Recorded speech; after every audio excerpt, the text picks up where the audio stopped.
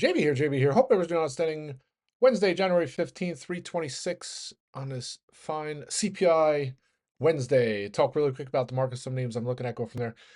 S&P rallying. All indexes are up quite a bit. SPY's up 2%. Small caps up 2.3%. And now all of a sudden you look, year to date markets, the S&P's up over 1%. Roku's running here. So I just checked before. I don't see any news. Could be one of those pops, but it's been a nonstop bid since about 3 minutes ago. All right, off off topic there. But CPI data came in pretty much in line, tad cooler than expected on the year-over-year basis. And it's funny, the PPI data, we had the gap run and then reversal after the open. And then today, I was a little worried if we had that kind of similar setup, then there's probably more to what's going on than just the inflation data. But we've held the gain so far. So now we have to look, is this kind of the move we had when we bounced post Fed? So we had the sell off on Wednesday on Fed Chair Powell's comments after the Fed meeting and the hawkish tone. Then we had a continuation Thursday, and then Friday we had that reversal. So are we going to have? Is this going to stick? There's not much in the way of catalyst for the rest of the week. We got some of the bank earnings out of the way. There's still some more earnings. I think was it United Healthcare is tomorrow morning. I think you have TSM, right? I think they're reporting.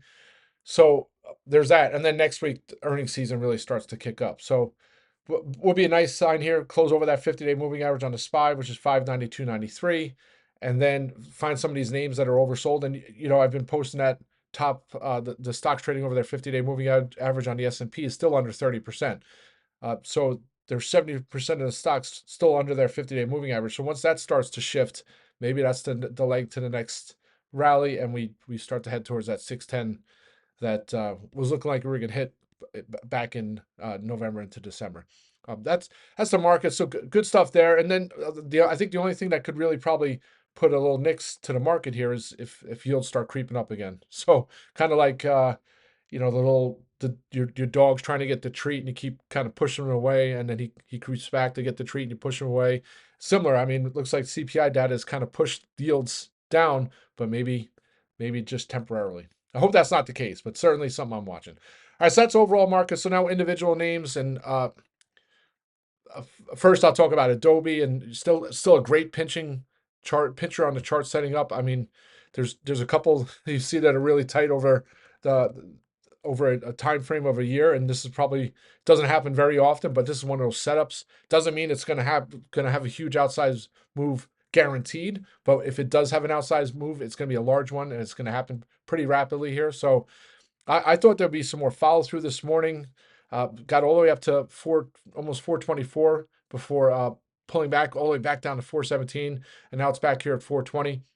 I used the move to lock some of the calls in to cover some costs, and I held the rest because I think if there's follow through tomorrow, it's gonna be in the 430s, and then if there's continuation on Friday, it's gonna be in the 440s. So I'll hold the rest of the strikes, and then tomorrow I'll kind of revisit. I mentioned on the watch list or this morning on the rant, if there was strength, I was going to add some more strikes, but I'll just be patient. No reason to chase. And not only that, you see the reversal. It was a $7 reversal from 10 o'clock to 12:30, where it was 424, then back down to 416. So there might be another opportunity to add some strikes on weakness. So that's kind of what I'm looking at there on Adobe.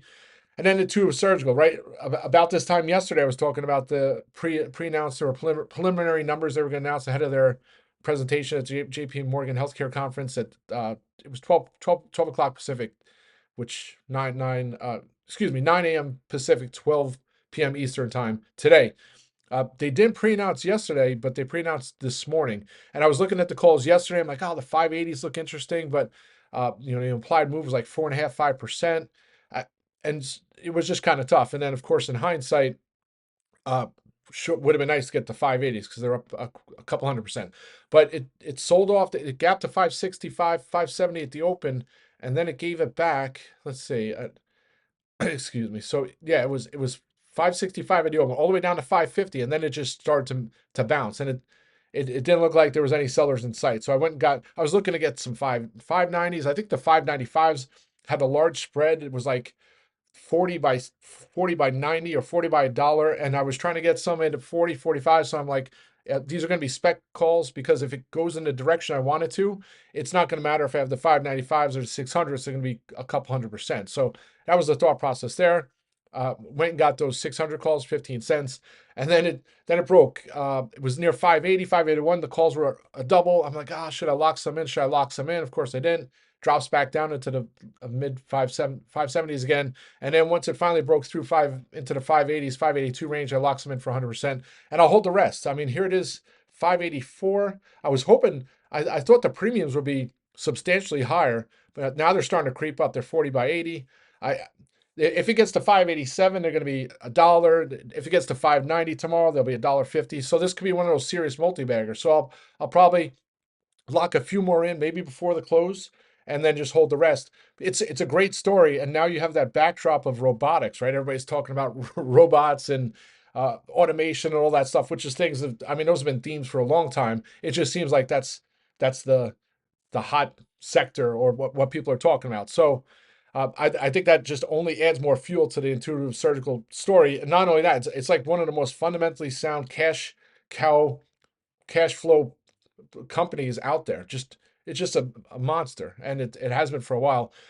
Besides, I always do these rants, but Herb Greenberg and CNBC used to bash the heck out of it in its heyday, like when it was early, right? When there was so much risk involved with the company, not risk, but when thousands of percent ago they were talking about the robot doing surgeries and people's colons would fall out on beaches. Like, you have to go read stories back in the day. So they feared people out of thousands of percents of gains in Intuitive Surgical, which has had multiple splits already. But rants for other days. Really love the story. And not only that, it's all-time highs here. So blue skies beget blue skies typically. So there's pending any crazy stuff. Just, it's tough to see some resistance. Also, analysts this morning and this afternoon coming out upgrading their price targets. Even the negative ones, Jeffries, which has had a hold and been negative on the stock for quite some time, they raised their price target. So good stuff there. All right. And then also I was possibly going to get some of the 595s on a dip. Those went down to 45 cents. But I'm like, if it runs, I'm going to make a lot. I'm going to make a lot on the 600s anyway. So that was the thought process there. That's Intuitive Surgical. And then you can take a look at the long-term chart. I mean, just what a monster it's been. God, I remember back in COVID, they thought that was it, because people were not doing elective surgeries. So because of that, oh my gosh, Intuitive Surgical was a bear story. All right, so that's Intuitive Surgical. TripAdvisor, so annoying because of that the polls from last week. I mean, the stock should be in the 16s already, but that's what it is. So thankfully, my January 15 calls are back to life. They're actually in solidly green for a little bit before. Now they're pretty much flat. At some point, I'll lock those in. I was actually looking to close them in earlier, but I'm like, let me just be patient, because if we do get some continuation tomorrow, TripAdvisor is going to be 16 bucks. So I'll continue to hold those, still have my June strikes. And then once I lock the Januaries in, I'll look for some more opportunities to play calls on TripAdvisor, because I think it's a story that's going to play out over the first couple months of this year, in my opinion. Not much to say about Joby. I mean, if you look at Joby, the chart still looks nice. And I mean, it had 5 sessions to the downside, but now it's kind of found a floor here.